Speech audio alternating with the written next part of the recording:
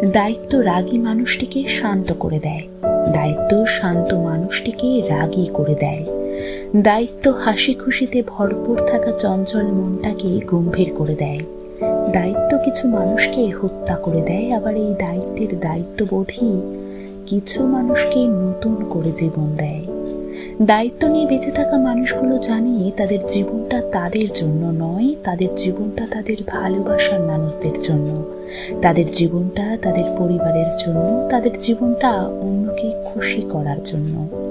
একমাত্র দায়িত্ববান মানুষগুলোই প্রিয়জনের ইচ্ছে পূরণ করে নিজেকে সুখী মনে করে।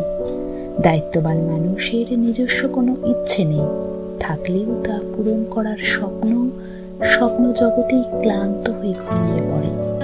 এভাবেই ধীরে ধীরে স্বপ্ন দেখার ইচ্ছেটাই মরে যায়।